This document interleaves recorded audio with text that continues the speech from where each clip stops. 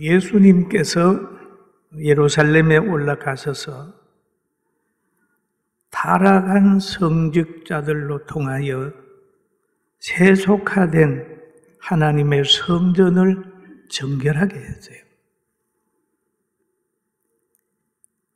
또 그 일을 함으로 인하여 대제사장과 교권주의자들의 분노를 사게 됐습니다. 그래서 그들은 늘 모여 앉아 의논하기를 저 예수님을 어떻게 죽일까 그런 생각을 했어요. 그런데 예수님은 세상 죄를 지고 가는 하나님의 어린 양의 사명을 감당하고 오셨기 때문에 늘 하늘의 미랄의 역할을 감당하시는 거예요. 그리고 예수님께서 공생의 마지막을 쭉 마칠 때 출애굽할 때의 마지막 밤에 가졌던 그 최후의 만찬을 가지는 겁니다. 그래서 그때 예수님은 자기의 몸을 살과 피를 나누는 최후의 만찬을 예수님이 가졌습니다.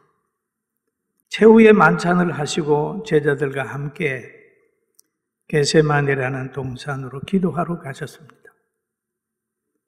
기도하러 간 인원은 11명입니다.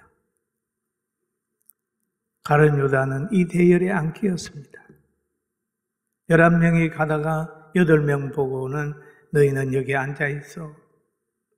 베드로, 요한, 야고보 보고는 야, 나하고 더 올라가서 기도하자. 그러면서 그들에게는 고민하고 슬퍼하는 모습을 보여줬습니다. 기도하자. 시험에 들지 않게 깨어있어 기도하자. 교회에서도 시험에 들지 않게 깨어있어 기도해야 될 사명자가 베드로와 요한과 야고보 같은 위치가 있고, 그리고 또 앉아있는 위치도 있을 수 있습니다. 그러나 제자 중에 가룟 유다는 기도하러 오는 장소에 오지 않고 예수님을 잡고자 하는 사람들한테 가가지고 대화하고 예수님을 은 30냥에 팝니다. 넘겨주려고 지금 그들과 여러 가지 얘기를 하고 있었어요. 그래 예수님과 제자들은 산에서 기도하셨는데 가룟 유다는 군병들을 데리고 와가지고 라피어 안녕하십니까? 라고 입을 맞추는 게 그게 바로 데려온 군병들에게 이 사람이 바로 너희들이 체포해 갈 분이다. 그러면서 사인을 준 거예요. 이 광경을 보니까 베드로가 너무 화가 나가지고 군병들이 차고 온 칼을 싹 빼더니 내리쳤습니다. 그랬더니 귀가 뚝 떨어져. 그럴 때 예수님께서 하신 말씀이 야, 칼을 집에 두루 꼽아라. 칼을 쓰는 사람은 칼로 망한다라는 말을 하셨어요. 여러분, 우리는 권력의 칼을 가지고 물질의 칼을 가지고 여러 것을 가지고 있습니다. 그거를 잘 쓰면 복이지만 잘 못 쓰면 그것 때문에 망하는 거예요. 그 예수님께서 그러잖아요. 베드로야, 칼을 꼽아. 칼 그렇게 쓰면 안 돼. 그러잖아요. 우리는 역사와 현실에서 매일 보고 듣는 일이 있습니다. 불의를 심으면 불의함도 자랍니다. 불의를 심으면 불의가 자라고 하늘의 미랄이 돼서 미랄을 심으면 미랄도 자랍니다. 30배, 60배, 100배 좋은 열매 맺습니다. 그런데 불의를 심어버렸더니 불의도 성장을 합니다. 예수님을 믿고 성령님의 인도함을 받아서 당당히 나가게 되길 주의 이름으로 축원합니다. 그리고 좋은 마음을 심으면 그 혜택은 자기가 받는 거예요. 자꾸 좋은 곳에 가가지고 여러분 자꾸 축복해 보세요. 그러면 여러분 그 축복도 살아가지고 계속해서 축복을 가져오는 거예요. 예수님이 이제 체포되는 그 현장에서 제자들이 엄청 화가 나 있습니다. 여러분 같아도 화났을 겁니다. 뭐 한 사람이 가가지고 쪼르륵 군인들 데려와가지고 말이지. 자꾸 서성을 넘겨주고 은 30냥에 파는 거 보면 얼마나 화가 나겠어요. 군병들에게도 또 화를 낼 수 있잖아요. 화를 내니까 예수님이 마태복음 26장에 이런 말을 합니다. 너는 내가 내 아버지께 구하여 지금 12군단 더 되는 천사를 보내시게 할 수 없는 줄로 아느냐? 내가 만일 그렇게 하면 이런 일이 있으리라. 한 성경이 어떻게 이루어지겠느냐 하시더라. 내가 지금 힘이 없어서 이렇게 잡혀가는 줄 아냐? 내가 12군단을 불러가지고 다 멸할 수도 있지만 안 하는 것은 하나님이 원치 않는 거기 때문에 내가 대속의 은혜를 입히러 왔기 때문에 스스로 종이 되고 스스로 하늘의 미랄이 되고 스스로 한 마리의 어린 양의 그 길을 간다고 하는 말씀을 하신 겁니다. 하나님의 아들인 자신이 너희들 생각대로 하면 성경이 예언되어 있는 것들이 이루어지지 않는다는 거죠. 그래서 예수님이 하시는 건 다 성경에 예언되는 거예요. 죄인을 구원하기 위하여 죄인이 받는 그 벌을 다 혼자 받는 겁니다. 혼자 다 받아요. 그러면서 마태복음 26장 56절에도 보면 이렇게 된 것은 다 선지자들의 글을 이루려 함이니라 하시더라. 이에 제자들이 다 예수를 버리고 도망하니라. 이거 역시도 성경에 기록되어 있단 말이에요. 그리고 예수님이 오셔가지고 사역을 하는 걸 쭉 보면은 이사야 53장에 예언되어 있는 사건입니다. 이사야가 그런 말을 하죠. 그는 멸시를 받아서 사람들에게 버림과 받았으며 강고를 많이 겪었으며 질고를 아는 자라. 마치 사람들이 그를 존경하지 않았다는 거예요. 사람들이 멸시했다는 거죠. 그는 실로 우리의 질고를 지고 우리의 슬픔을 당하였거늘 우리는 생각하기를 그는 징벌을 받아 하나님께 맞으며 고난을 당한다 하였노라. 여기에 보면 그런 말을 하죠. 우리의 질고 우리의 슬픔. 여러분, 예수님은 바로 우리의 질고 우리의 슬픔을 대속했다는 사실을 알고 믿은 후에 자유하게 되기를 주님의 이름으로 축원합니다. 그리고 성경이 그럽니다. 그가 찔림은 우리의 허물 때문이요 그가 상함은 우리의 죄 때문이라. 그가 징계를 받음으로 우리는 평안을 누리고 그가 채찍에 맞음으로 우리는 나음을 받았도다라고 얘기를 하고 있습니다. 죄인이 받는 재판, 예수님 받았지 않아요. 죄인이 받는 인격적 모독 당했잖아요. 죄인이 받는 대우, 죄인이 받는 사형까지라도 다 온몸으로 짊어진 거예요. 예언한 대로 그 길로 예수님이 쫙 가신 것입니다. 그리고 이 예수님을 체포하면서 가야바 법정에서는 예수님을 죽이기 위해서 많은 의논을 하는 거예요. 의논을 합니다. 의논하는 그런 장소에 예수님이 들어갔을 때 베드로는 수제자이면서도 멀찍이 따라가는 거예요. 전능하신 예수님께서 물을 변하여 포도주가 되게 하시고 안진뱅이를 일으키시고 귀신을 쫓아내시고 하신 예수님께서 어떤 역사를 하지 않을까? 라고 하는 기대를 했는지도 몰라요. 쫙 따라가다가 그 안에는 들어가지 아니하고 하속들과 함께 밖에서 불을 쬐고 있었습니다. 그런데 하속 중에 보면은 길을 떨어뜨림을 받은 사람의 친척이 되는지 아는 사람이 그 베드로를 알아본 사람이 있다고 하는 거예요. 너 그 편이지. 너 예수님의 제자지. 너 예수의 제자지. 그렇게 얘기를 하니까 예수님께서 예언하신 대로 베드로가 나는 예수님 모른다고 막 하면서 3번씩이나 부인하고 있는 거예요. 부인하는 거예요. 이게 사람이 의지적으로 신앙생활을 하다가 보면 고통이든지 자기의 어떤 손해가 온다고 생각을 하면 변하는 거예요. 왜 저래? 다 육을 가진 사람들은 믿을 게 못 되는 거예요.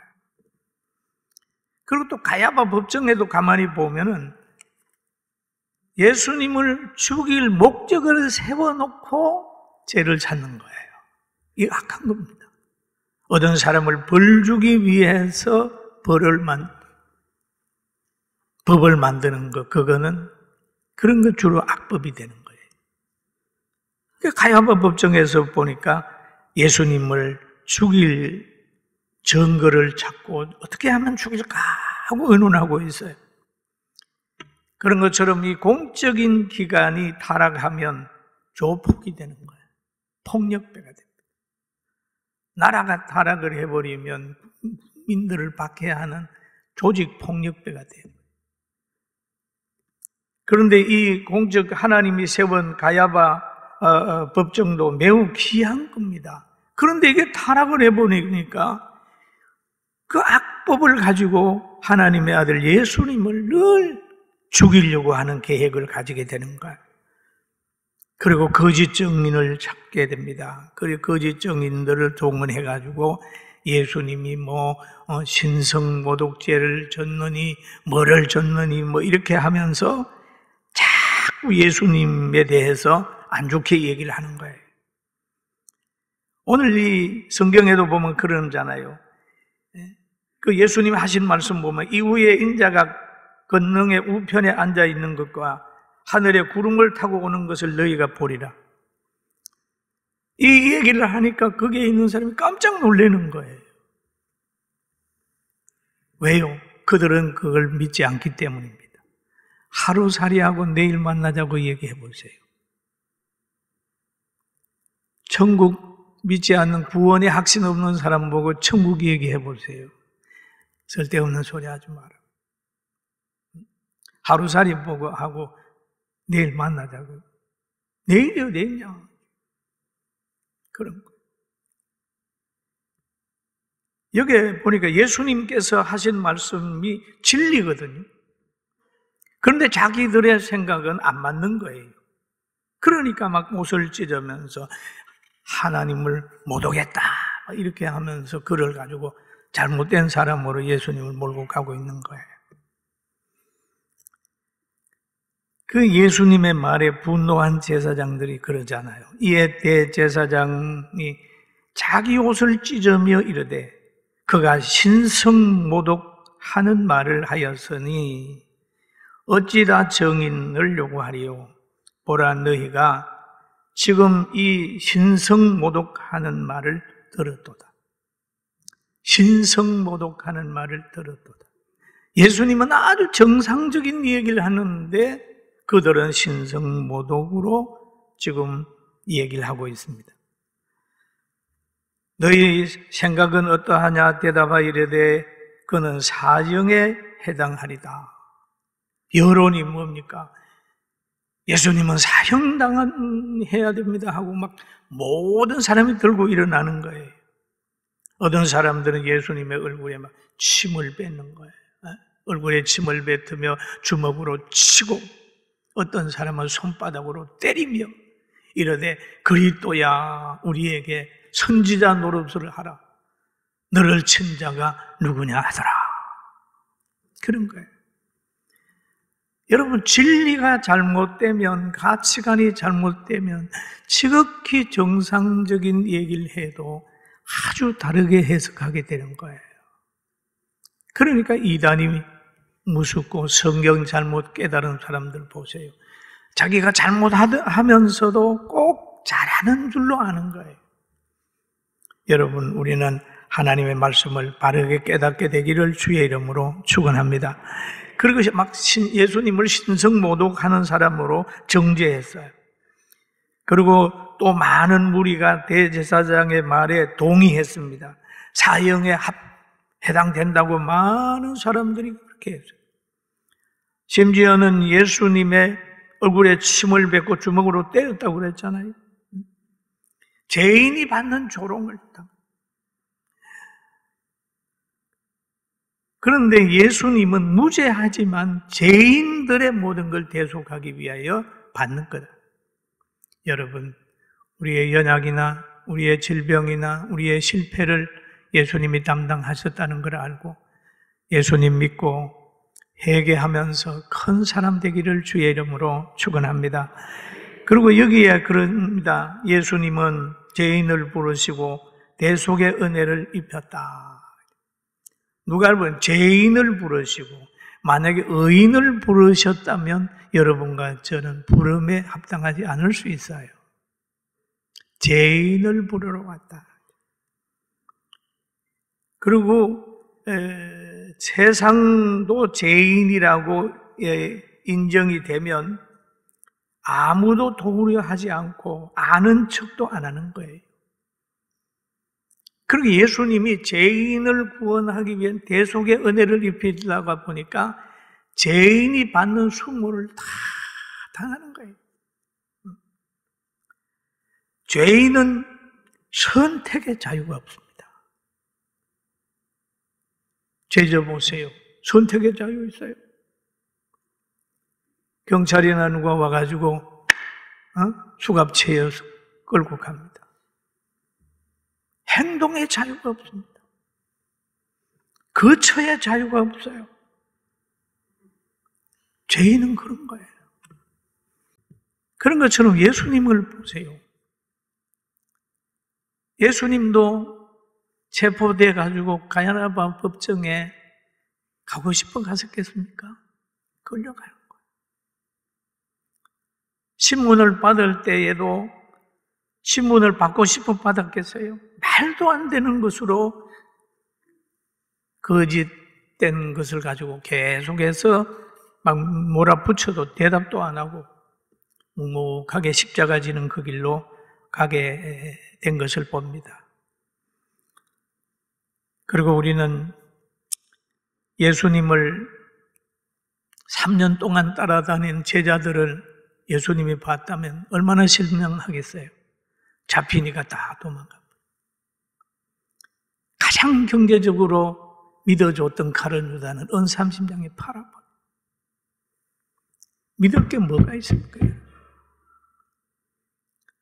수제자라고 그래도 믿을 사람이 몇 명이나 되겠어요? 여러분은 지금 누구를 믿습니까? 아내를 믿습니까? 남편을 믿습니까? 같은 당이라고 믿습니까? 가장 가까운 사람이 보면은 가장 큰 피해를 주고 끊는 거 있잖아요. 우리는 도울 힘이 없는 사람을 의지하지 말고 물질도 의지하지 말고 세상에 몸을 잡는 것보다는 예수님을 바라보면서 하나님의 말씀을 잡게 되길 주의 이름으로 축원합니다. 아멘. 그런데 베드로가 3번씩이나 부인했잖아요. 부인하고 베드로가 돌아오잖아요. 마태복음 26장 74절에 보면 이런 말씀이 있죠. 그가 저주하여 맹세하여 이르되 나는 그 사람을 알지 못하노라 하니 곧 닭이 울더라. 베드로가 그러는 거예요. 주여, 나는 죽는 데까지 따라가고 부인하지 않겠다고 큰 소리를 쳤지만은 어려움 당하니까 딱 부인하지 않습니다. 부인합니다. 그런데 예수님의 예언한 말씀을 들었기 때문에 닭이 딱 우니까 주님의 말씀이 생각이 났어요. 이에 베드로가 예수님의 말씀에 닭 울기 전에 그가 3번 나를 부인하리라 하심이 생각나서, 여러분, 예배를 잘 드리는 사람, 말씀을 많이 듣는 사람은 위기 속에서 그 말씀이 생각이 나서 난 그 말씀이 여러분을 붙들어준다는 거, 우리를 붙들어준다는 걸 믿게 되길 주의 이름으로 축원합니다. 아멘. 그 말씀을 듣는 거예요. 생각이 난다. 베드로도 생각이 나죠. 안 들었으면 생각 안 났겠죠. 내가 3번 나를 부인하리라 하심이 생각이 나서 밖에 나가서 심히 통곡하니라 라고 했습니다. 그리고 베드로는 예수님이 자신에 대하여 하신 예언을 들었고 그것이 자신의 모습을 찾는 그 모습, 그거예요. 통곡하며 이성을 찾은 거예요. 우는 거예요. 여러분, 우리가 잘못할 수 있고 실패할 수 있어요. 그러나 눈물을 펑펑 흘리고 회개해 보세요. 가슴이 시원해지고 하나님이 더 가까이 가면서 영육간의 회복이 된다는 사실을 믿게 되기를 주님의 이름으로 축원합니다. 아멘. 오늘 듣는 말씀이 여러분의 삶에 가장 안전한 길로 인도하시는 생명의 말씀, 예수님을 생각하라. 아무리 어렵다 할지라도 예수님만 생각하면 극복할 수 있다. 제자들에게도 배신당하고 가룟 유다에게 팔리고 제사장과 모든 사람들에게 어려움 당하고 모든 무리, 강야에서 떡 먹었던 그 많은 무리들이고만 다 그 제사장들의 선동하는 거기에 빠져가지고 예수님을 죽여야 된다고 바나바를 놓아달라고 하는, 그렇게 되는 거예요. 그러나 우리가 살면서 예수님처럼 어려움을 안 당하잖아요. 여러분, 아무리 어려워도 신앙 변치 말고 하나님 강하게 붙들고, 여러분 하나님의 말씀을 강하게 붙들고 하나님을 의지하는 우리 성도들 되기를 주의 이름으로 축원합니다. 아멘. 이 말씀을 놓치지 마라. 어떤 상황 속에서도 이 말씀을 놓치지 마라. 어떤 상황 속에. 여러분은 모르지만 저는 지금 40몇 년 목회하면서 정말 위기가 계속해서 찾아옵니다. 한 발짝 올라갈 때마다 하나님께서 무섭게 연단하실 때가 있어요. 그럴 때마다 주님을 바라. 여러분들에게도 하나님 축복하시려면 때로는 연단하실 때가 오거든 하나님을 더 가까이 하고 할렐루야 찬양하게 되기를 주님의 이름으로 축원합니다.